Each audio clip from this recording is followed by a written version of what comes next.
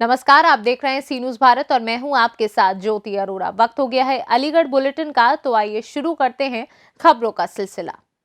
श्री गौशाला सेवा समिति रजी अलीगढ़ द्वारा नगला मसानी पंचायत गौशाला में गौ भागवत कथा का शुभारंभ हो गया है। आज प्रथम दिन कनवरीगंज स्थित धनिया बाड़ा से कलश यात्रा प्रारंभ कर शहर के अंदर विभिन्न मार्गों से होती हुई निकाली।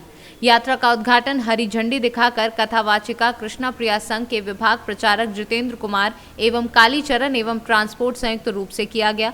कलश यात्रा में कृष्णा गुप्ता और लक्ष्मी ने बताया कि गौशाला में कृष्ण प्रिया की 5वीं गौतक कथा का आयोजन बड़े ही धूमधाम से किया जा रहा है। सभी भक्तों से आग्रह है कि गौशाला में आकर कथा का श्रवण करें। आज गौशाला में नवी गौ भागवत कथा का आयोजन है, जिसका शुभारंभ धनियावाड़ा कनवरीगंज महाकालेश्वर मंदिर से सैकड़ों की संख्या में बहनों ने कलश यात्रा में भाग लिया। कलश यात्रा में भाग लेने के बाद उनका उद्घाटन, कलश यात्रा का उद्घाटन हमारी कृष्ण प्रिया जी जो कथावाचिका हैं, जितेंद्र जी जो नगर विभाग प्रचारक हैं और कालीचरण ट्रांसपोर्ट जी के माध्यम से यहाँ पर कलश यात्रा का शुभारंभ किया, जो दहली गेट से होते हुए गौशाला पर कनवरीगंज दहली गेट जय श्री राम दहली गेट चौराहे से होती हुई और गौशाला में आई और सैकड़ों की संख्या में बहन भाइयों ने यहाँ पर भाग लिया। एक सौभाग्य की बात, हमारे मुस्लिम भाइयों ने भी हमारी बहनों पर पुष्प वर्षा करके स्वागत किया और पूरे मोहल्ले में, पूरे जहाँ से कलश यात्रा निकली थी, सभी भाइयों ने, सभी बहनों ने पुष्प वर्षा करके स्वागत किया। गौशाला में कलश यात्रा का समापन हुआ, उसके बाद सभी बहनों ने प्रसादी पाई और 7 दिन तक ये कथा अपने बहुत अच्छी तरीके से यहाँ पर आयोजन होगा और सभी मेरा जनता से निवेदन है गौशाला में आकर गौ कथा का श्रवण करें।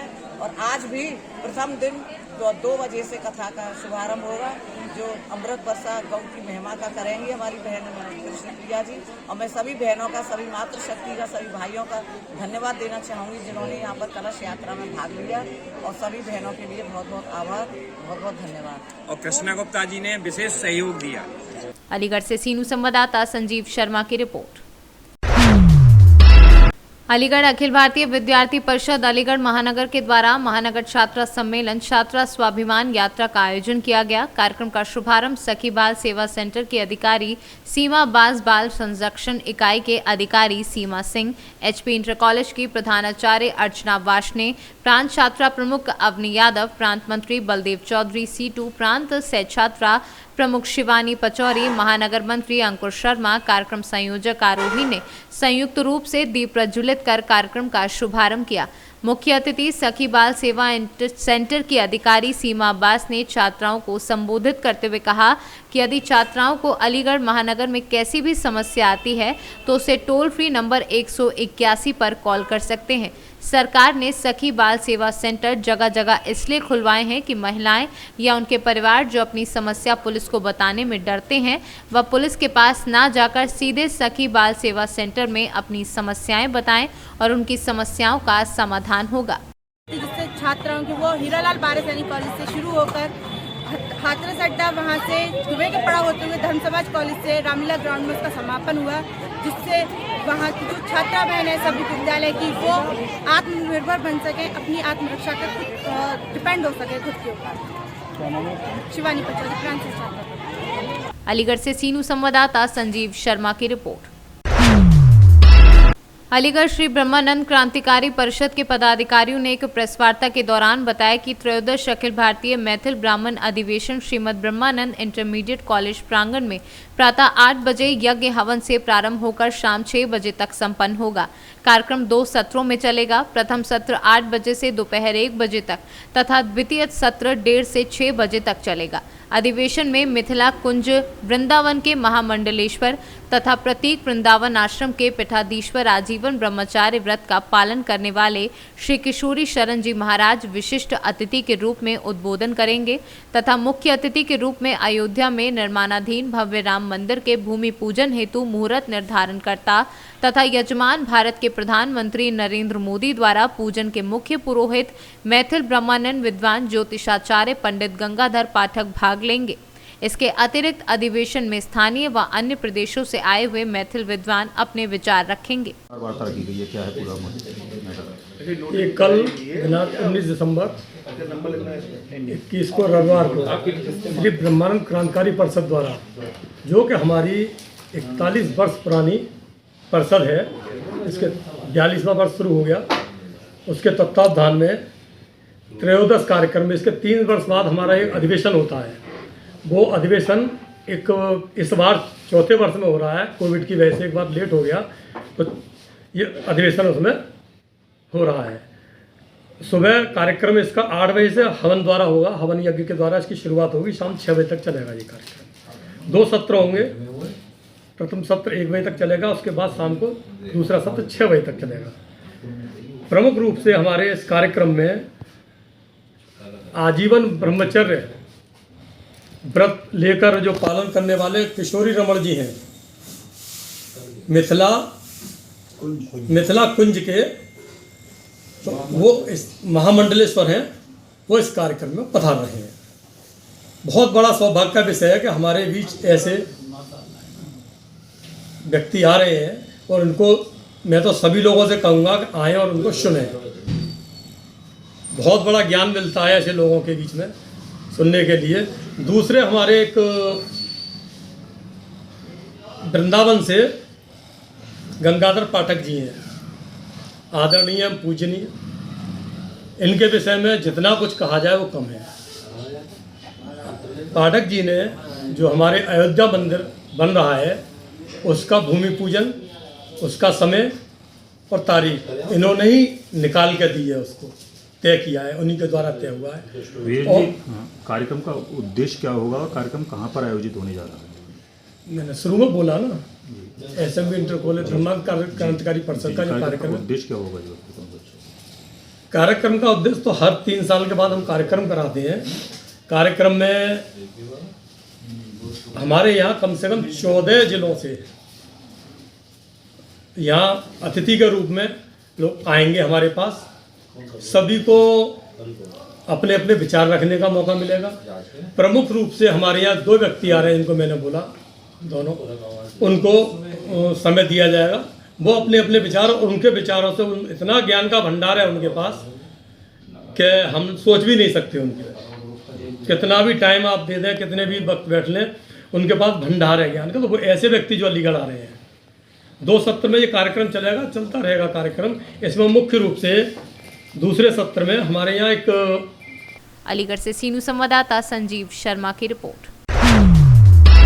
अलीगढ़ शासन के निर्देश पर नगर निगम द्वारा अचलताल पर हो रहे स्मार्ट सिटी के तहत सौंदर्यीकरण में मंदिरों की दीवारें चटकना गिर जाने से बजरंग दल, विश्व हिंदू परिषद और भक्तों में काफी आक्रोश है। भक्तों का कहना है कि स्मार्ट सिटी के तहत सौंदर्यीकरण हो रहा है वह सही है, मगर प्राचीन मंदिरों को ना छेड़ा जाए तो ही सही है, क्योंकि दीवारें चटक जाती हैं या गिर जाती हैं तो या तो उसी जगह पर बनवा दिया जाए, अन्यथा की स्थिति में ये सौंदर्यीकरण होना ना होना बराबर है। इसलिए नगर निगम के अधिकारियों और कर्मचारियों से निवेदन किया जा रहा है कि प्राचीन मंदिरों को ना छेड़ा जाए, और यदि कोई भी मंदिर क्षतिग्रस्त होता है तो नगर निगम के अधिकारी और कर्मचारियों की जिम्मेदारी होगी, जिससे उसी जगह पर सुंदरीकरण कराना भी होगा। क्या नाम है आपका? विनयनाथ जी, प्राचीन सिद्धपीठ गणेश मंदिर। क्या मामला था सर? ये अचल में जो स्मार्ट सिटी का कार्य चल रहा है, और अब तक ये कार्य ना तो मेरे को लग रहा है कि शुरू हुआ है ना पूर्ण होगा।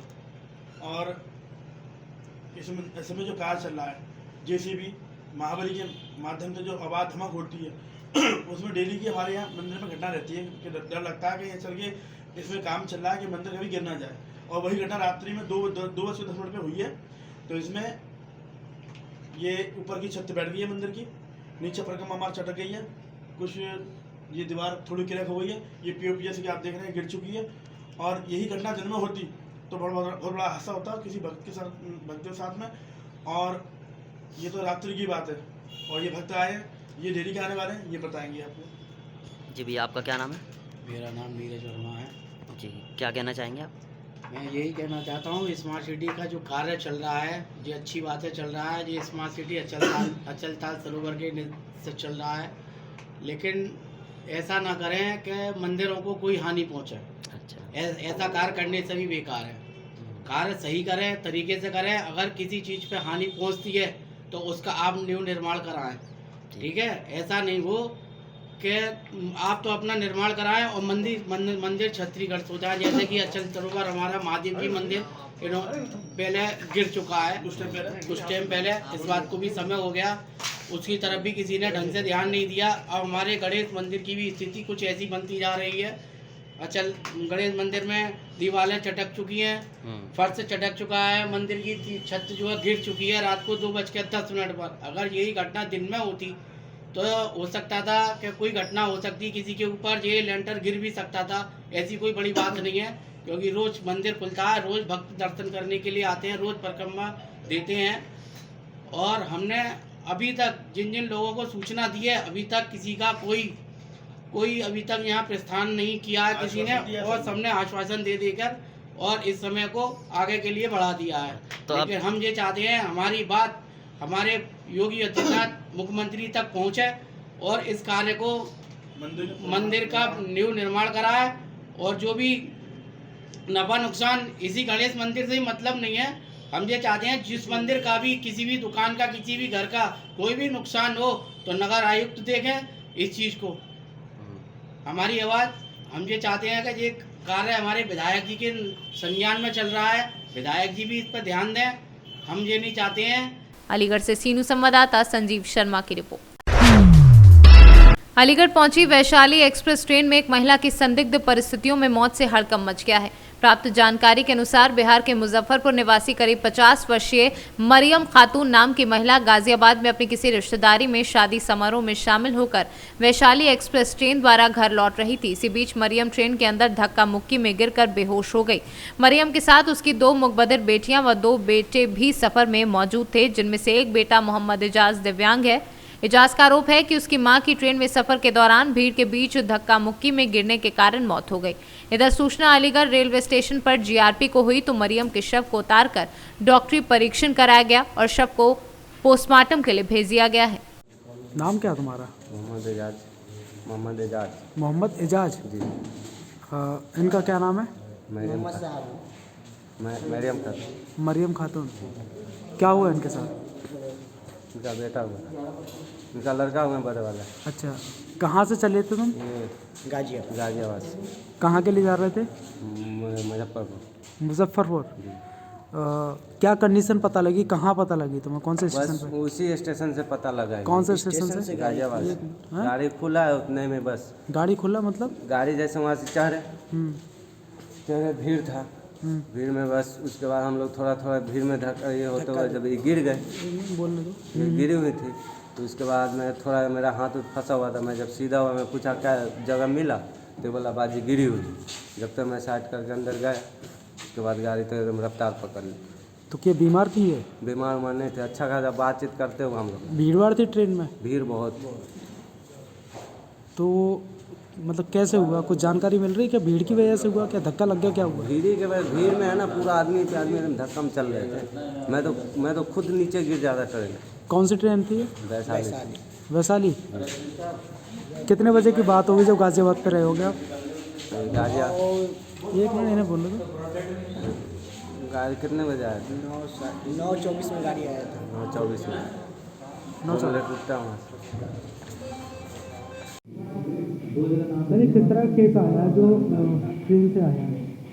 ये मरियम नाम की महिला, जीआरपी रेलवे का केस है। कोई वैशाली एक्सप्रेस में कोई महिला थी, उसको वहाँ के डॉक्टर साहब ने यहाँ रेफ़र किया है, यहाँ मृत अवस्था में हमारे पास लाया गया।